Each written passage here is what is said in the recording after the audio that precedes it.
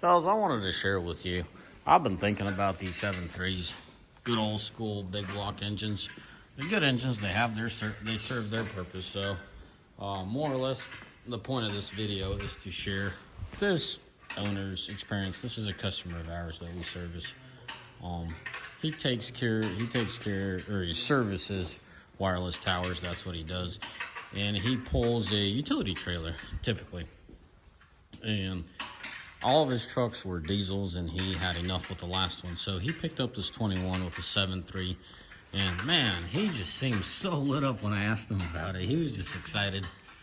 He's a techie kind of guy. He's not really into motors and stuff, but he was really excited about his truck, and I'm like, wow. I've been thinking about these 7.3s for a while. I'm not necessarily contemplating. I mean, you can't hot shot with them, but I mean, they serve their purpose, and I'm proud of Ford that they stepped up to the plate and they said, hey, we'll give you a big block engine. Well, I guess that's as big as it gets, right? A 7.3 Godzilla. So what I wanted to talk about is specifically more or less what this vehicle is used for, and I think that's the perfect room. That's probably 80% of the guys on the road would benefit from a 7.3 versus a diesel. So he's out in the mountains, right? He's off-roading this thing, and he's beating the livings out of it, but he's idling a lot. He's crawling a lot, low speeds. He's saying he was changing turbos and DPFs like a madman on this other one. That's where he said he had it. So he's like, hey, man, I know diesel's great and all, but I've had it. Let me see what the 7.3 is all about. So he purchased the 7.3, and as I said, he is lit about it, meaning he's super excited about the fact that he could just enjoy life and move on with it. I'm like, what about the power? He's like, dude, he mentioned some numbers I'm not going to say on video, but they are well in excess of what you would need to tow a trailer at the speeds that he was towing a trailer at. He does get 8 miles to the gallon, but even with a diesel, if you're towing high speeds with a utility trailer, I think his trailer's a 16-footer, not the heaviest thing, not the biggest thing, but it's enough to bog an engine down, put a drag on it, and at the speeds that he's traveling at, I don't advise it. Well above the average speed limit on an interstate. He's saying that it maintains that speed just fine. Doesn't go through oil or anything, which was my next question. Like, what about your oil? How was that doing? He's like, dude, this thing just plows. He's like, I shoot for 4,000 mile intervals, but he's like, you can't always get that. Smart guy. He knows what he's asking for. Came in, asked for Schaefer's. Seems like he was in a pickle on some road. And look at that. A Valvoline filter. I say they hosed them. So the original filter, obviously, I'm a huge proponent of OEM parts, right? So this thing's getting an engine service and a tranny service. But, so these threads fit. The seal is half of what the OEM one is. And this filter, as you could tell, that's what I want to underline.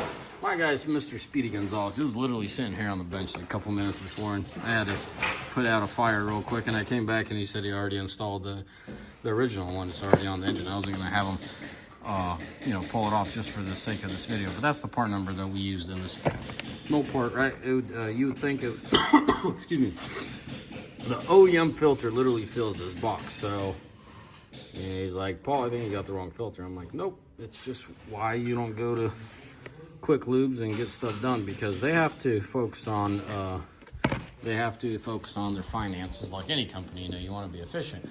But the really thing that pisses me off is like they don't really care about their customers. This guy relies on this truck. I mean, he's servicing cell towers.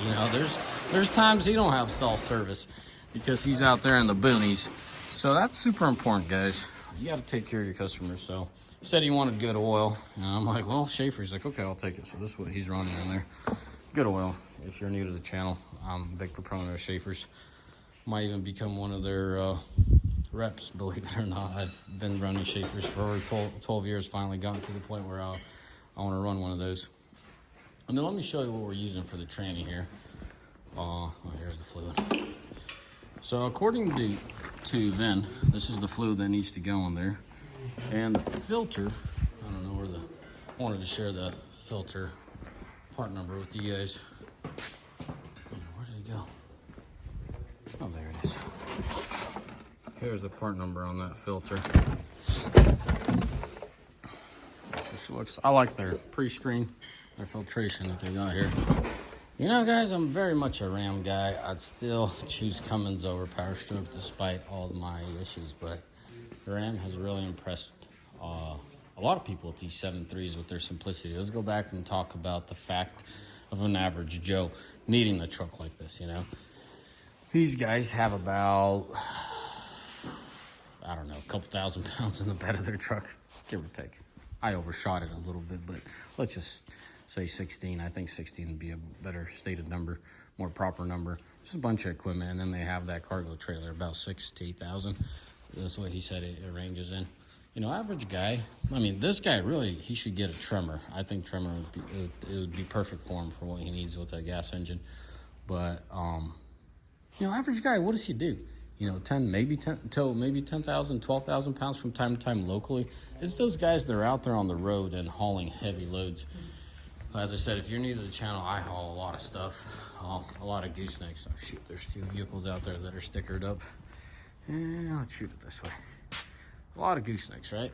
And you're not gonna beat a diesel climbing it, you know, high altitude. You're not gonna beat a diesel fighting the high winds. But for a gasser, as I said, 80% of these guys, they're towing these mostly in town, a little bit of highway. Even if you're on the highway, you know, I'd shut it down after 12,000. Honest, my opinion. If you're always on the freeway going cross country, anything over 12,000, I'll definitely switch over to diesel. But up until that, I think this gas engine is a solid solution for most of these guys.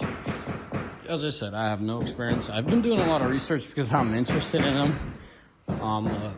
Given the fact of so much trouble with the DPFs and all that nonsense with the diesel that's going on now.